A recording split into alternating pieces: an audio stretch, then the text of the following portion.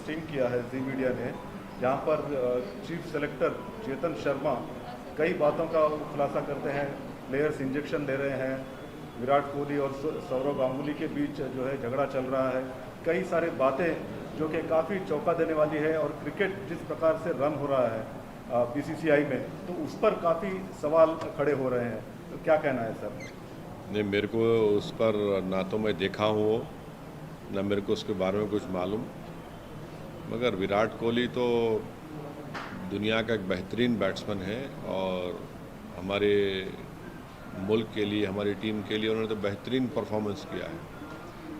मगर जो supreme court का फैसला आया, जिसमें हैदराबाद क्रिकेट एसोसिएशन के लिए सुप्रीम कोर्ट ने एक रिटायर्ड सुप्रीम कोर्ट के जज को जिम्मेदारी दी कि हैदराबाद क्रिकेट एसोसिएशन के इलेक्शन करवाए जाए, मैं समझता हूं कि वो बहुत अच्छा है और जितना जल्दी हो सके हैदराबाद क्रिकेट एसोसिएशन के इलेक्शन होने चाहिए, ताकि सही मानों में हैदराबाद के जो नौजवान क्रिकेटर्स हैं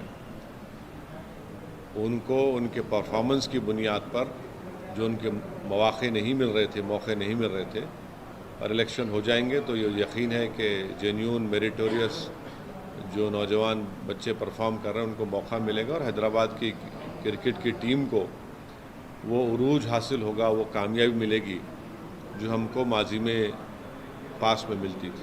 सर, क्या आप समझते हैं कि बीसीसीआई को एक कंप्लीट ओवरहॉलिंग करना चाहिए जिस प्रकार से? मैं ये मेरे को नहीं मालूम, ये मेरी फील्ड नहीं है, मैं इसका एक्सपर्ट नहीं हूँ। Sir, on the BBC issue, IT has been conducting searches today, second day. Allegation is that BBC involved in tax violation and transfer pricing rules violation. Your stand on it? Well, I will go by with the statement of what the Editors Guild and the Press Club of India issued a statement. And I feel that those two statements are absolutely right. And freedom of press is very important for a functional democracy. And I hope that the BBC will not be pressurized, and the BBC will continue to show the truth.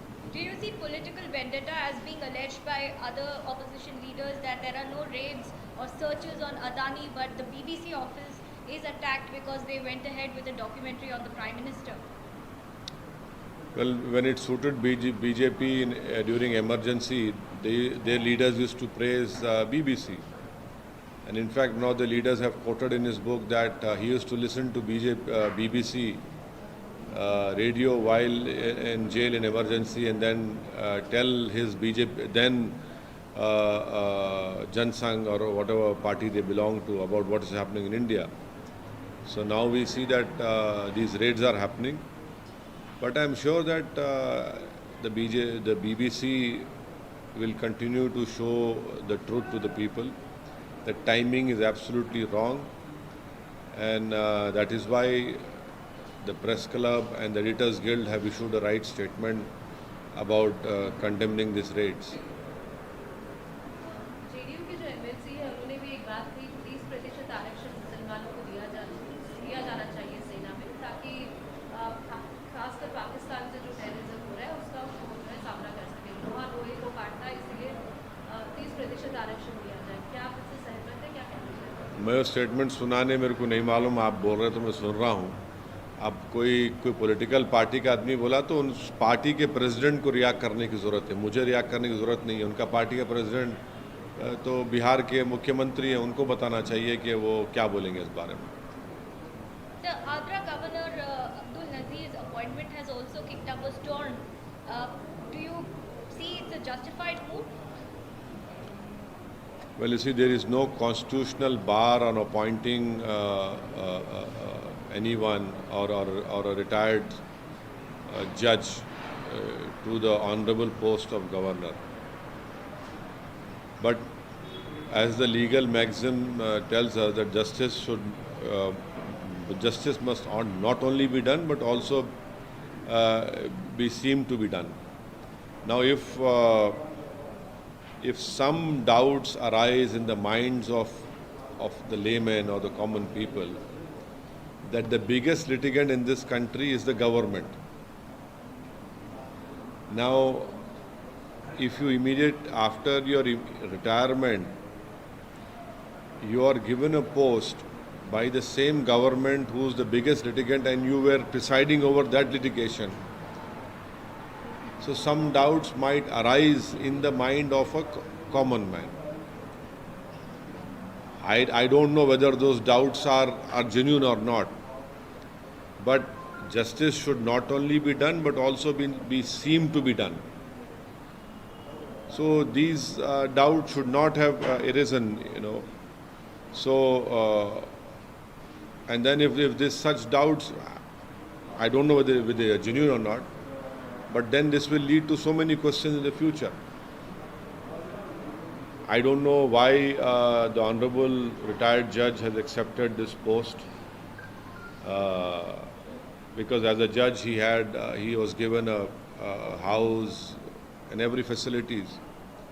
Now I am reminded of what a late BJP leader had said when he was in opposition. He later on became the finance minister of our country, about post-retirement appointments. So it is for the BJP to answer this question. Sir ये यहाँ की तेलंगाना की बात करें तो हाल ही में अकबरुद्दीन ओवैसी आपके MLA ने कहा असेंबली में कि 50 सीटों पे हम करेंगे, तो ये लग रहा था कि एमआईएम और टीआरएस जो कि एक फ्रेंडली अलायंस है, तो उनके बीच में दरार आ गई। तो क्या वाकई एआईएमआईएम तेलंगाना में ज़्यादा सीट्स कॉन्टेस्ट करेंगी और अपना जो वर्चस्व बढ़ाएगी? अकबरुद्दीन ओवैसी साहब ने ये कहा कि एमआईएम पार्टी इसका फैसला लेगी। हाँ, एमआईएम पार्टी इसका फैसला लेगी। तो अभी फैसला लेने का टाइम नहीं आया कि हम कितने सीट पे लड़ेंगे, कहाँ लड़ेंगे।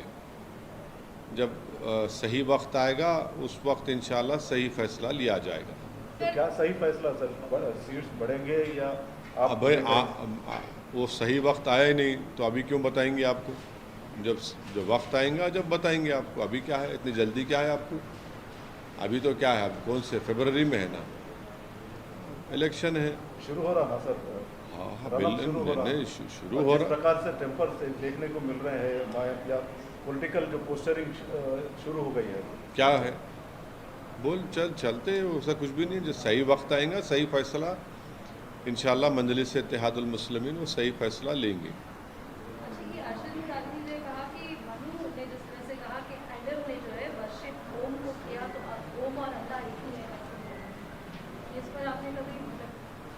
नहीं, मेरे को नहीं मालूम, मगर मैं तो कई बार बोल चुका हूँ। ये सरजमीन हमारे बाबा आदम यहीं पर आए थे, तो मैं कई सालों से बोल रहा हूँ। आप लोग टेलीकास्ट भी किए थे उसको। तो वो मौलाना जो फरमाए हैं वो मेरे को नहीं मालूम, मौलाना खुद उसकी वजाहत दे सकते। Sir, Hyderabad Rangareddy Mahbubnagar MLC elections is turning out to be a direct battle between the BJP and the MIM, considering that the BRS direct battle between the BJP and MIM, considering that the BRS MIM कहाँ से आ गई उसमें? वो MIM कहाँ से है उसमें? जाफरी साहब, नहीं, वो तो लोकल बॉडी से है। वो MLC। हाँ, MLC लोकल बॉडी से है वो तो। बट वो तो उसमें local body of Hyderabad, not of महबूब नगर और Rangareddy. okay, local body of Hyderabad only. so that is turning out to be a fight between BJP, MIM, Congress, considering that the BRS is likely to support you again.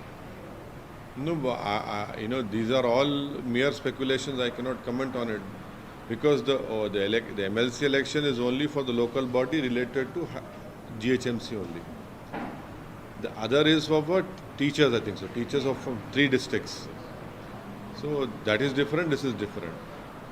लेकिन आपकी दोस्ती कैसे है अभी, क्योंकि आप केसीआर साहब से क्रम मिल रहे हैं, दूसरी तरफ केसीआर जो है असेंबली में कांग्रेस की तरफदारी करते हुए भी दिखे, तो आप कैसे एनालाइज कर रहे हैं? भाजपा तो साफ कह रही है कि लग रहा है कि बीआरएस और कांग्रेस के बीच में दोस्ती हो रही है। नहीं, मैं हमेशा चीफ मिनिस्टर की इज़्ज़त करता था, इज़्ज़त करता रहूँगा।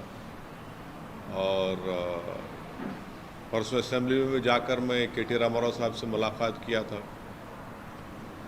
तो वो तो है, उसमें कोई डिनाई नहीं कर सकता कि आज तेलंगाना में जो डेवलपमेंट हुआ, जो तेलंगाना में हैदराबाद हो या फिर सॉफ्टवेयर इंडस्ट्री हो, पीने के पानी का जो मसला था, उसमें तो उन्होंने काम किया। इसमें तो कब लोग देखते हैं, तो यकीनन और काम करने की ज़रूरत है। और हम उम्मीद करते हैं कि ये हुकूमत जो वादे आवाम से किए थे उसको पूरा करेगी, और यही हम लोग असेंबली में बोल रहे हैं, उठा रहे हैं।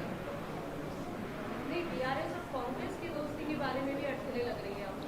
अरे वो आप कभी मेरे से पूछते कि आपकी दोस्ती है नहीं है, फिर आप उनसे पूछते कि उनसे जो नहीं अब ये अगर बीआरएस कांग्रेस से भी दोस्ती करेगी और एमआईएम से भी भाई दोस्ती करेगी तो देखिए मेरी दोस्ती की बात करिए आप, अब कोई दूसरे की दोस्ती हो रही नहीं हो रही, मेरे को उससे क्या करने का है। लेकिन वो अगर आप उनके समर्थन में नहीं है, कांग्रेस की तरफ नहीं खड़े हैं, तो कांग्रेस अगर बीआरएस के साथ है तब क्या आपकी दोस्ती बीआरएस? कांग्रेस कहाँ है?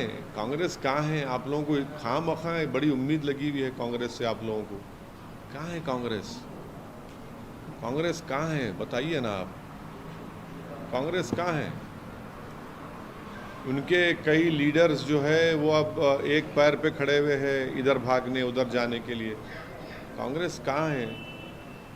अब कांग्रेस को उनके लीडर निकले ना, वो क्या कर रहे हैं, वो हाथ जोड़ो, हाँ हाँ, अब वो लोगों को हाथ ही नहीं मिला रहा उनकी पार्टी में, लोग दूसरे से कर रहे हैं, वो कोशिश कर, अच्छा है, करना चाहिए कोशिश, उनको बहुत अच्छा है, करनी चाहिए।